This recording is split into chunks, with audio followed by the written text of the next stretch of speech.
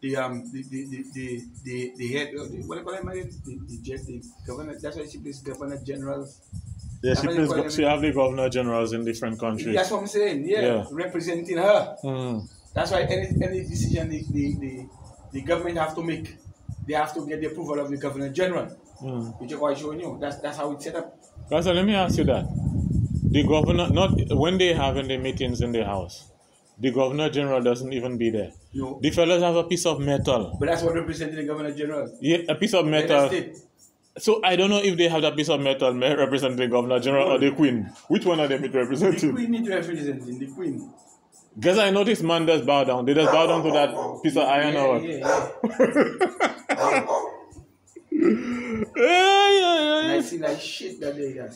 But when they go outside, they come in and they bow. And I don't know if they bow into the speaker or to the piece of metal. I don't know if they bow. But they call it a mace. But when that metal come in, they all them have to stand up. That means you have to recognize that piece of wood. Yeah, you have that piece of thing is almost like it's like a shine, like a shine. Yeah, like yeah. Because I need to watch that house thing. I never. Yeah, I see that way. I was thinking about that the last time, and I remember that mace from a long time ago. A policeman carrying that mace, and man does bow down to that mace. Mm-hmm. That's representing the head of state. Or the queen. So it's almost like the queen not there, but she sent a piece of iron so that you will bow.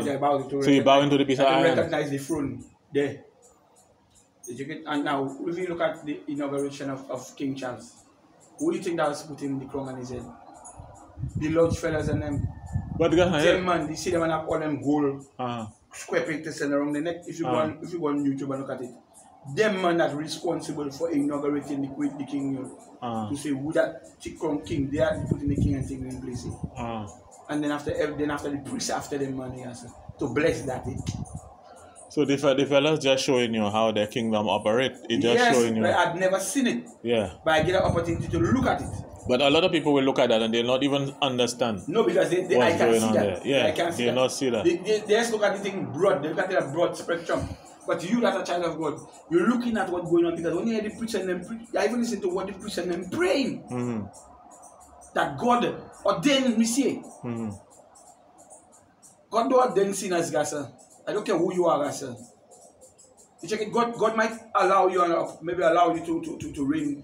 You know what I'm saying? But you cannot say that is God's will and that's God. That you have to hear it first. Like I remember every word. And the other priest come again when they give me another thing. The other priest them come in and read that reader come and pray again. And how much thing is prayer and it's to God and Jesus Christ and them kind of thing them and there. And I seen all them bunch of heathens that day, yes, sir. A bunch of heathens, the whole of them. Yeah. Now you remember in the book of Daniel, Nebuchadnezzar built an image. Yes. And he called all the fellas in big position. Yeah. And everybody in the nation of Babylon had to go down to that guy. Yeah, but you remember he called the sheriff and this one and that one and this one. Yeah, all the big fellas had to come. Yeah. And they had to bow down to the image. Yeah, when he sang certain songs. Yeah, so if when the fellas sound their sound, you ain't bow down to the image, they're killing you, they would have sent you in a fire thing. They're killing you. This situation has not changed. Nope. The image is set up for us in this society. Yeah. And those that bow down to the image, they get big promotion, big job and things like that. Yeah. Those that don't bow down to the image, they putting you in the fire. The fire is a different fire. Yeah. That means you'll suffer. Yeah. You'll get no work. And even if you work, they have positions you will never get. You understand? But if you bow down to the image, you're getting everything. Yeah. Bow down to the image, boy. If you want to be big position, you want big thing in St. Lucia, you have to bow down to the image of the beast. You have to bow down to the same image, the golden image they make. King Nebuchadnezzar made, you have to bow down. When the fellas start playing their music, you have to bow. You understand? If not, boy, your life will be hard for you. It is almost like you're in a fiery furnace. Yeah. So that's what it represents. The fiery furnace. But you see in certain fellas, certain people, they don't even have much skills, but they bow. Yeah, man, I don't have nothing. They have no skills, nothing. Average fellas bow. Yeah. And them fellas, you'll see how high they putting them in the system. Because they bow to the image. They bow down to the piece of gold. You understand? That's how it is, eh? So that's why some fellas will never... It's like, you will be able to eat once you have skills. Yeah, but there's crumbs. Yeah, but you'll not be able to eat too much. But there's crumbs. Yeah. Crumbs, yeah. But because the thing is, the fella consider that if I can bow down, why that man can bow down too? Sure. You understand? Look, I think I bow down. You understand? So them fellas will let me go and bow down and condemn my whole soul and they themselves, their souls safe and secure. Yeah, exactly. And them fellas want to get the same benefit I getting. Yeah. Our man, them fellas say, nah, you have to bow down to the image too. Principalities, all kind of foolishness here. You have to bow down to the thing. Bow down to our system. Your children, sacrifice your family members for the wickedness and satanic practices, satanic worshiping. Yeah. But there are people right now there, even in school, they can teach children to be Satan worshippers. After school program, to be a Satanist. Now the same people that don't want you to, that they don't want they don't want the Bible to talk about the Bible in the school and all of that. They are the ones that are doing it. When they was making, they were paving the way for that. They were paving the way for that was the mandate, a devil mandate that was there. Stop the Bible from preaching, stop praising school and things. But let me tell you something. Devil Bible. Let me tell you something. That's why I tell you I do not have confidence in a lot of them man that say they are pastors. Because them men are jokers. Because in Isaiah it says to rise, it's like sound your voice or raise your voice like a trumpet and tell the children of Israel their transgression and their sins. Exactly. But them man that say they're pastors, them fellas just hiding in their buildings. They hide in their buildings and they talk loud, but they never tell the nation their sin.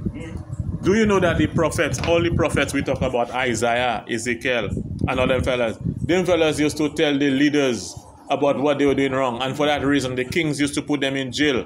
Them man used to be in dungeons. You understand? For the truth. Talking about the truth. Them pastors here, them man not on that. Them man ain't on the truth. Them fellas just there to let people come in the building and for them to make their money. That's why I don't have respect for them. For 95% of them pastors in this country, I don't respect them. Because them man are not pastors of God. If you are pastor of God, you will be concerned about the flock of God. You will be concerned about making disciples. You understand? So pastors is pastors by name. You understand? But them society people, okay, and the government, they have say in the pulpit. They giving the churches and them money. The government giving the churches and them money for different programs. Yeah. So the churches and them cannot preach. They can't talk. Yes. But listen to me, I bring in a point on you. Let me attack you right now. The same system in America, they have it here too. Remember, there's that thing where if you have, I think, 300 members in a church in St. Lucia, you can apply and you can get concession. Exactly. So when you get concession, you can bring in everything you want, your Jeep, your chairs, whatever, your laptop computers, and things like that. Right. So what happened is that put a bid, because they want to say, bid on the judge, the pastor, on the mouth of the pastors. So the pastors now, when they in that vibe, they can't talk. What they tell them to preach, they can't talk. Something and not right. They're calling on them because they will lose that. But that's a violation of the principle of God. Because remember, and the fellas were talking to Jesus about taxing because Caesar. Jesus take the money and he tell them, whose face is on that thing?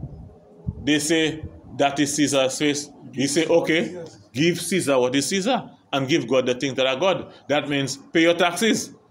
Because if these churches were paying their taxes, they would be able to speak for God. Exactly. But the man can't speak for God.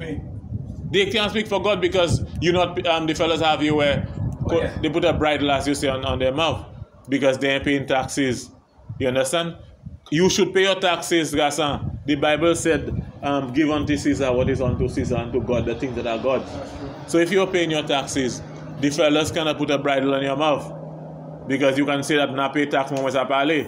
But a lot of them fellas, What they want is they want concession. Yeah, the government is. Yeah. So when they bring their jeep from China, their jeep from Japan or England, America, Hey, stop it. they ain't paying concession, they ain't paying no money on that. They buy their things for their church, they ain't paying no money. But what they really want, they secretly, some of them pastors want for when they bring their big jeep down. Pride. For them not to pay. That's what they really want. Yeah, they will come themselves. Because let me tell you something, I don't have no respect for most pastors in this country. Because them men are not pastors of God, Gasa. You cannot, some man will say, that man saying this, that man saying that, God will judge him and all that. God ain't go judge me for that. You understand? Because the God put his words there. And all of us can see what his words are. And we know that you're not doing what he said to do. We know that you are not feeding the flock. When I was growing up, Gasa, you had man like Pastor Smith. Them men dead already. Them man used to have crusade. Them fellas used to come around and talk to try to get people in the church and things like that. Right now, you know, not even crusades they have, these days. And the way I look at it, I don't even believe in crusade because you have to use more effective means of communicating with people. Yeah. You have to go by the people's house, go by the road where they are, even in the bar, go and talk to them. But they know them fellas not on that. Because I believe sometimes if them fellas go out and they see how poor people living, they will have to give them $25 to buy their food or something right now and right there, because they have some parents that have teachers, students at their home, and they don't have money to buy food for the children. So how can you go out and preach and see these people hungry and not give them nothing? Exactly. So and they don't want to give. So they don't want to give. So they just stay in their home. So when they stay in the church, that's not the church, the building that they have, you have to come to the building that they use and bring the money for them. You understand? That's how it is. Gideon, well, good.